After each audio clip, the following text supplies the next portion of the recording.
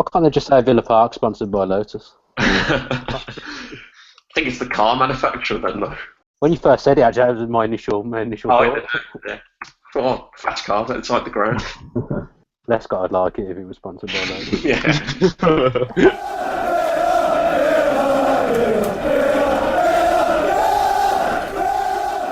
Hello and welcome to the Villa View. It's a sort of a new era for Aston Villa in the past 24 hours with the takeover being completed, more or less, apart from the old fit and proper persons test. So we're bringing along a new feature. It's a bit like a football phone-in, but with a bit of a difference.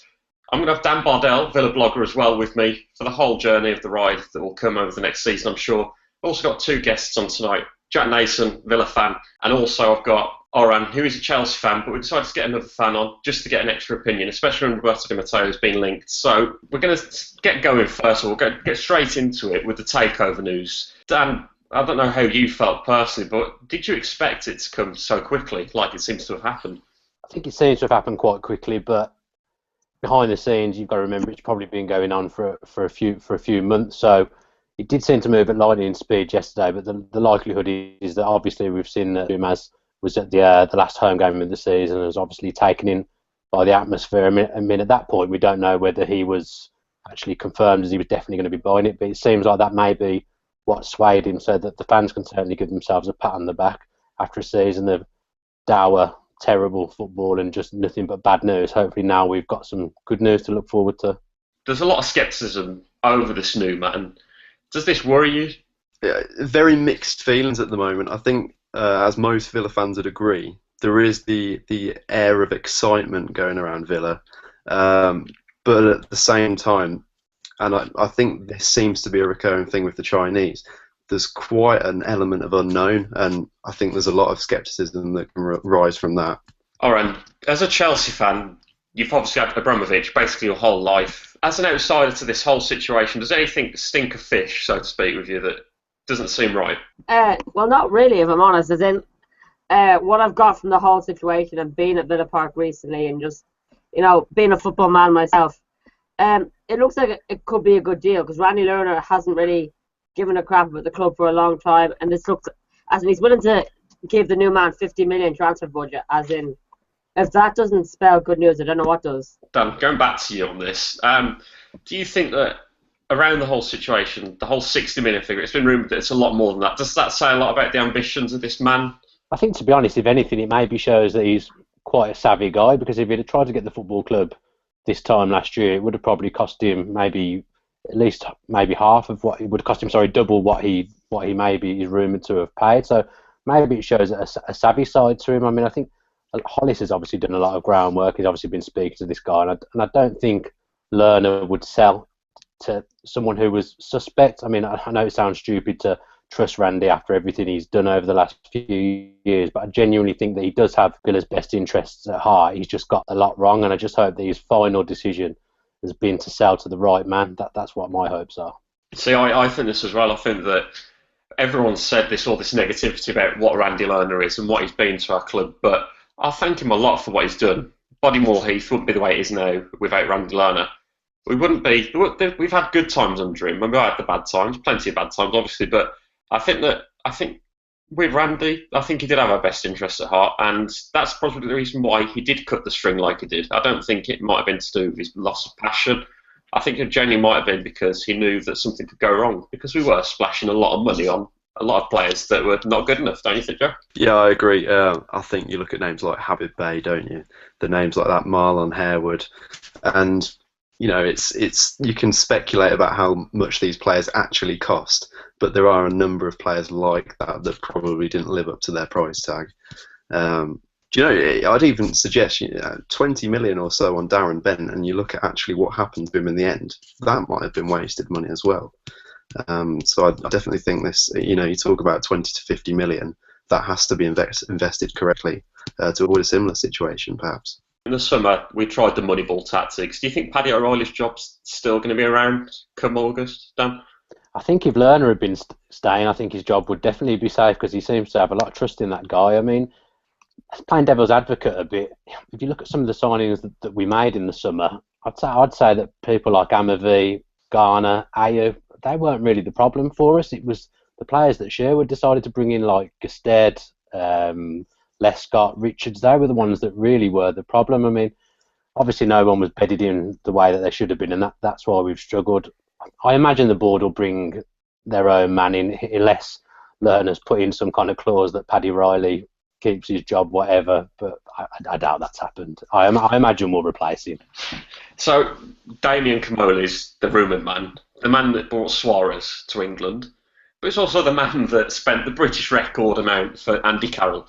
Does that worry you, Damien Comolli being rumoured, or do you think he's a good move to go for, a good footballing man who does understand football? I think it's quite difficult at the moment, because I know we've seen a lot of pictures on Twitter and we've seen a few names branded around.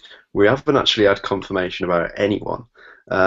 Comolli is very mixed on what I've heard about him. More so if we talk about the other rumoured names. I think what the wine is pretty much nailed on, isn't it? That looks like to be a dead cert. But there's names like Chris Samuelson coming up, and there's been a lot of scaremongering about these types of people. So, when you hear stuff about those guys, take the 50-50 on Comolli at the minute, because a couple of the others sound a bit suspect. Obviously, we're going to find out more in the next couple of weeks, I imagine. The other one that is definitely at the club, from what I've worked out, is a guy called Cook. Gary Cook. Yeah. His name rings a bell, and I think I can just about picture his face. Anyone that's involved in Man City is obviously used to being involved with big money, which I'm not sure we will have, although there will be some money. I mean, you look at the Man City model. Yes, they've spent probably billions of pounds nearly, but they've actually got a good infrastructure behind the scenes. So if someone like that was involved, I'd be more inclined to say that would be a good thing. Back onto Comolli, just quickly, my own personal view is I'll be very 50-50 on it, like you, because he seems to be just a name that gets conjured up for it whenever a new takeover comes, or whenever there's going to be a new management structure somewhere.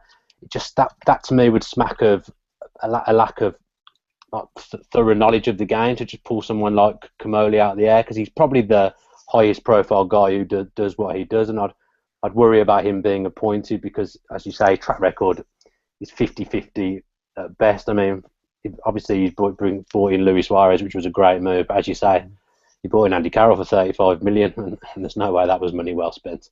Just to put in at this point, sorry, if we're talking about Comolli again, like you said, he's a name that crops up with every takeover. We don't actually know that it's going to be Comolli. We don't even know if he's going to be involved yet, to my knowledge anyway. So are we getting a bit worried premature, maybe? I don't know. There's a bit of scepticism, I think, for every Villa fan at the moment, obviously, because of everything that's happened with Lerner. I think everyone's a bit worried. How worried are you about Czar's supposed plans? However you pronounce his... Is it Dr. Tony Czar I'm going with? Or Zoo? I was going Zia. Zoo. Whichever one it is, he's promised... Well, he hasn't promised, but in his statement, so it's basically a promise, he said, we're going to go out and we're going to be a top 6 club within the next few years, and then we want to be a top 3 club in the whole of Europe. Big statement, isn't it, Dan? There's nothing wrong with aiming high, and obviously he's probably to an extent going to say what he wants, what the fans want to hear, and there's nothing wrong with aiming high, and he's alluding to the fact that in everything he's done, people have laughed at him in a way, and he's always proved them wrong. So if he could do that, one, I'd be amazed, but two, I'd be very grateful and thankful. I mean, in reality, we don't know a lot about him. We don't know what he's going to bring to the club. All we can go off at the moment is that one interview. I think the only way we're going to see, the proof's going to be in the pudding over the summer, like what goes on in the summer, the kind of players we bring in, a lot rests on the manager we bring in. I mean, for a start, if he starts getting things right behind the scenes, then the rest will hopefully follow, because that's something that we haven't done over the last few years.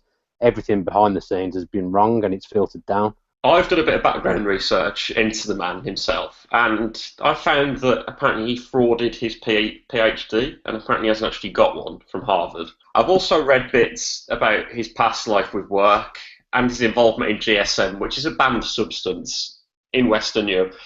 Does some of this business acumen maybe bring that worry to fans, even though it was 10 years ago that some of this has happened? I think from my point of view, with especially with the PhD, if this is a man that's got into MIT, which is, strictly speaking, the #1 ranked university in the world, and if he's mentioned with Harvard and Oxford, he must be fairly clever to even get that far. As Dan says, the proof is in the pudding that we get out at the end of it. Now, moving forwards on from that, the one man that's been behind the scenes working tirelessly since January is Steve Hollis, and I think a lot of him right now. I don't know what you think of him, Dan, but I think that he's done a really good job, and I sort of hope he does stay around. He's done an interview today with Tom Ross for Free Radio, and it's a brilliant interview. He's obviously done interviews elsewhere today, as we've all seen, but the one really hit home, I think, with me from Free Radio, the way he talks about how he fell in love with the club and the fans and everything to go with it, and he'll come back as a fan, even though if he doesn't come back as chairman. Do you think we should keep on with him, Dan? I think I was certainly guilty of this, and probably other fans were too, that we probably jumped the gun a little bit with Hollis after his customers error that he made. And I was just sick of, I felt like everything in the club was poisoned and he was going to maybe come in and make things worse. But he's got the job done. I mean, he's come in, he's asset stripped, which is what a lot of people predicted. And at the end of the day, we've been sold, which was probably the remit he was given when he came in. He may well have been given the impossible remit of Villa to stay up as well, but there was no way that was going to happen by the time he joined. So in his eyes and in the fans' eyes, it's probably job done for him. I mean, would there be space for him on the board? I don't know. It really depends on who's going to be coming in behind the scenes, but I think now fans certainly wouldn't be adverse to that prospect. Do you agree with this, Jack, that nobody would be that harmed by the idea of him sticking around? I think I do agree with the concept of where you're both going, but I also think that, like Dan alluded to, Steve Hollis was brought in with the remit of selling the club. He's now done that in the short space of time. Okay, saving us from relegation was a pretty much impossible task. You know, I want to be negative about Steve Hollis. Like you two, at the minute, I'm feeling really positive about what he's done. But other than selling the club successfully, there's not actually been probably a long enough time to see what Steve Hollis can do. And if he has a role in the future, that would be brilliant. But how well he'll perform in a different role, I don't know. Z said 50 million this summer. Oran, what do Villa need? I think there's too many teams that get relegated from the Premier League and then they go spend money on all Premier League. Like, they'll still keep the Premier League squad together instead of, maybe shipping them out and bringing in championship experience. If they don't want to get back up straight away, they need to bring in that championship experience and players who know how to get out of the championship. The Premier League is faster paced and like everyone's battling to get the European places or, finish wherever. With championship, it's a much tougher, longer race, and there's playoffs, there's the automatic promotion. And I just think if Villa want to get up straight away, they will have to bring in that championship know-how. Rumours are saying they're bringing in Di Matteo, and he has gotten West Brom out of the championship before, and I think he would be a good appointment. Well, as well, looking at that with the 50 million, what three players would you seriously look at for our club, and where would you strengthen those three positions? At the back, because, well, you guys know the reasons. You have Lescott and Richards there. You need a striker, obviously, because, you couldn't finish this year, in fairness. Oh, someone that glues the side together, that's what you need. You need a core in the championship. A leader, yeah. Someone to glue the side together and, to push the team forward, say, when you're a goal down on a wet and windy night in Preston or whatever, Someone to, gear the team on and say, come on, let's get into this, Dan, so where would you strengthen those three main positions? A lot depends on who we manage to shift, because, for example, with the goalkeeper, we definitely 100% need a new goalkeeper. But if nobody comes in for Guzan, which, if I was a manager anywhere, I wouldn't be coming in for Guzan, then we're going to be stuck with him he's probably on 30 to 40 grand a week. We can't afford to be paying people like that who aren't playing in the Championship. I mean, we've got a Championship-ready striker in Gusted. I'm still not convinced by him, even in the Championship, unless we buy a couple of wingers or get another fullback to go with Amavi, if he hopefully stays, who can cross. He's going to score goals, because I've had games where I've gone to the toilet at half time and I've had more movement in that moment than Gusted has had in a 90-minute football match. I'm not convinced he's good enough. He definitely wasn't good enough in the Premier League, and I'm yet to be convinced he'll be good enough in the Championship, and that's kind of the way I feel about quite a lot of our squad. I think at the moment there's only 5 or 6 that I would keep, because I don't think they'll be up to it in the Championship. Do you reckon he'll try and keep hold of Amavi? Because surely if he's got that ambition, he'll do everything to keep hold of Amavi. He'd have been told of his qualities. He's been told of the qualities of Adama as well. Do you think he'll do everything to keep them, or do you hope that he will? The trouble is we're going to have to make some money from somewhere. So someone big is going to have to go. I mean, in my head, I think it'll probably be Garner that goes because his stats are there for people to see. Although I don't think he's always been that great. He's been reasonably consistent, but his stats are up there with Kante's at Leicester's, who's obviously very in vogue at the moment. So someone will snap him up. It's just a case of whether we can get the money that we paid back for him. I imagine we can probably at least break even. So there is going to have to be someone that goes. But people like Amavi, Ayew, Grealish, we need to keep them because they're very good players and they're players that I think will shine in the Championship. We just need them to give us hopefully a year to get straight back up.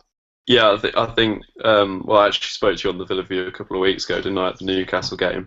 And I'd mentioned a few of these players. I also think we've got the youth core. I actually think that core is the main word here. We need a completely new core.